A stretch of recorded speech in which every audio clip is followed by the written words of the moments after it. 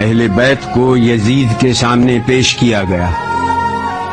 یہی وہ مقام ہے جہاں جناب زینب نے خطبہ ارشاد فرمایا تھا۔ یزید سے اہل بیت کا تعارف کروایا گیا۔ اس نے پوچھا، یہ کنیزوں کے حلقے میں کون مغرور عورت بیٹھی ہے؟ جواب ملا، یہ علی کی بڑی بیٹی رسول کی نواسی زینب کبریٰ ہے۔ دربار والوں نے اٹھ کر دیکھنا شروع کیا تو کنیزوں میں سے ایک کنیز نے کہا کہ تم لوگوں کو شرم نہیں آتی؟ اپنی گردنیں نیچی کرو۔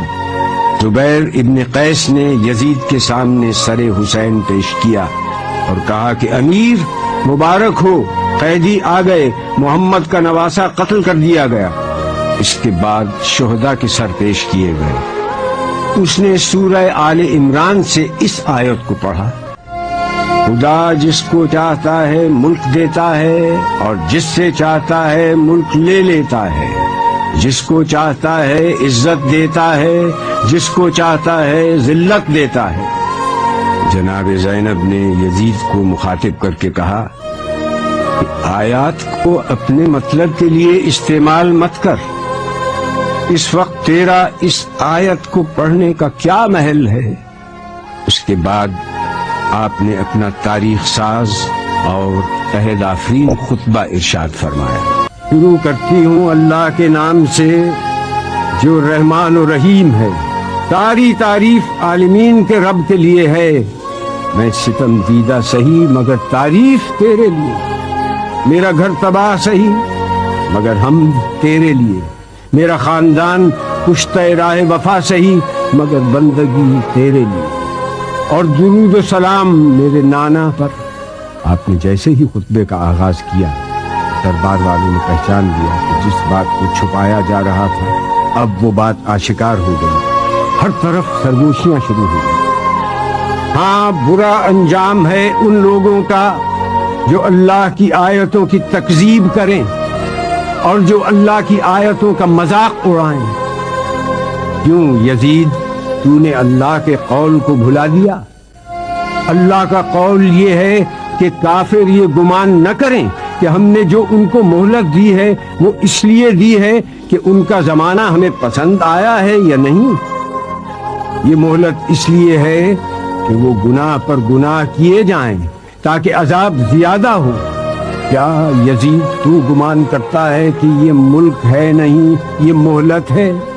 کیا تو یہ سمجھتا ہے کہ تیری یہ حکومت ہے، تیرا اقتدار ہے اور ہمارے لیے کوئی راہ نہیں، اور تو نے ہم کو در بدر پھرا کر اپنے جبروت کا اعلان کیا؟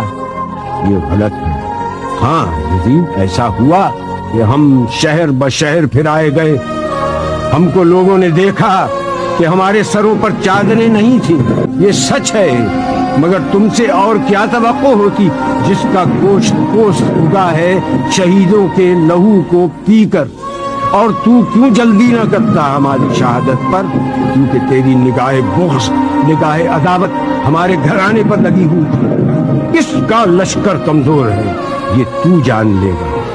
میں دیکھ رہی ہوں کہ تو میرے خطبے کو روکنا چاہتا ہے، تو کسی اور کام میں مصروف ہے۔ ہاں، اب جتنی تجھ میں ہمت ہے ستم اور کر لے۔ یزید، تو ہم کو ڈراتا ہے؟ اس کی قسم جس نے ہمارے گھرانے میں نبوت دی، اس کی قسم جس نے ہم کو کتاب سے سرفراز کیا، تو ہمارے مقصد کو پا نہ سکا، اب تو ہمارے ذکر کو قیامت تک نہ مٹا سکے گا۔ تو یہ نہ بتلا سکے گا کہ آل محمد کس غرض کے لیے قربانی دے رہے تھے۔ اب تیری رائے میں فتور آ چکا ہے، تیرے دن گنتی کے رہ گئے، اب تیرا مجمع منتشر ہونے والا ہے۔ تاریخ سے ثابت ہے کہ آپ کی یہ پیشین گوئی چند دن بعد ہی پوری ہو گئی، جب شام کے قید خانے میں حسین کی ایک بچی کا انتقال ہو گیا اور اراکین دولت شام یزید کے سامنے سفارا ہو گئے اور شام میں بغاوت کا آغاز ہو گیا۔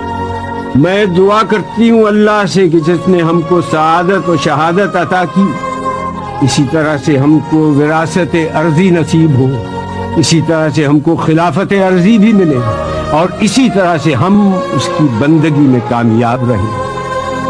جناب زینب کا خطبہ اس آیت